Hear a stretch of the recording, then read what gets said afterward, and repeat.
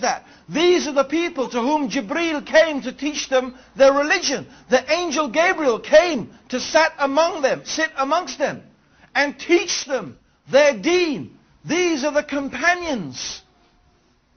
These are the people who knew the circumstance of the revelation.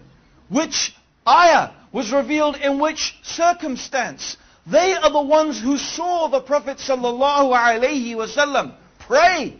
They saw him with their eyes. They saw the Prophet ﷺ fast and make hajj. And so on and so forth. So they lived with Rasulullah ﷺ.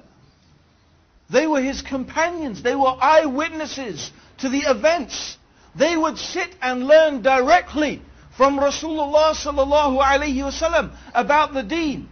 So who could know better about Islam than his companions?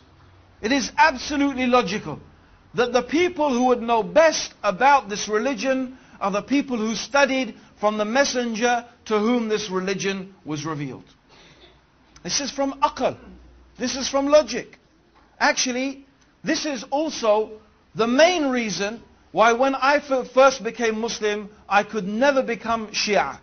I could never have become a Shia. Because when I first became Muslim, in fact, at the time, the Iranian Revolution was very strong.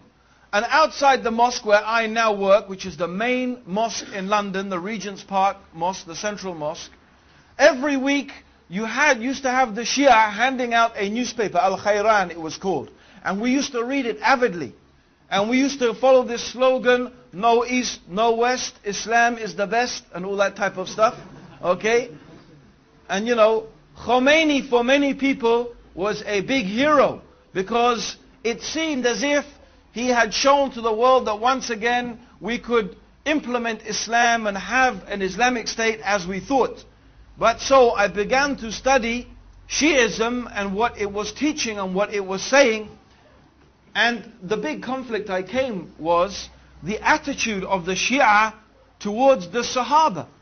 Now many of you may know, and some of you may not, that the Shia, first of all, they are a very small minority amongst the Muslims. They are only 15%. 85% of Muslims are Sunnis. Walhamdulillah. The Shia only constitute about 15%. So they are a small minority. However, their claim is, amongst the many things that they say, is that the majority of the companions of the Prophet apostatized from Islam after the death of Rasulullah sallallahu alayhi wasallam. Particularly the three taghuts, who they call, a'udhu billah, the three taghuts, Abu Bakr, Umar and Uthman. They call them the three taghuts, which means, taghut means a false god. Something that anything that is worshipped besides Allah is a false god. And it could mean an unjust ruler who rules according to other than the guidance of Islam. He is a taghut. So they call them the three taghuts. Because they claim that Abu Bakr and Umar and Ali, may Allah subhanahu wa ta'ala be pleased with them, usurped and deprived Ali of the rightful inheritance of being the successor of Rasulullah sallallahu alayhi wasallam. And of course most of the companions agreed with that, so they also claim that most of the companions apostatized from Islam. But I thought this is incredible. How is it that Allah chose to be the companions of the messenger, a group of people who after his death apostatized from his religion? And these are the people who spent all of their life with Rasulullah sallallahu alayhi wasallam. These are the people who are ready to give and often did give their lives in the service of Islam to protect the Prophet sallallahu alayhi wasallam and to protect the religion that the Prophet preached. How they sacrificed their money and their time and everything for the cause of Allah and His religion. Yet when the messenger dies, they apostatized. It doesn't make any sense. It's illogical. It seems to be a totally irrational proposition. Rather, we believe that the companions are the best of all the human beings after the prophets.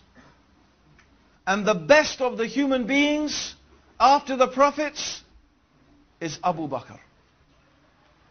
And the best after him is Umar. And the best after him, although there's some disagreement, is it Ali or Uthman, or are they the same?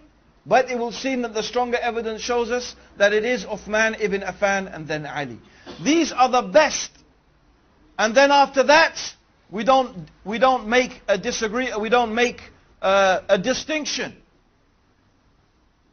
amongst the companions, but generally also the companions themselves are the best of the human beings after the messengers.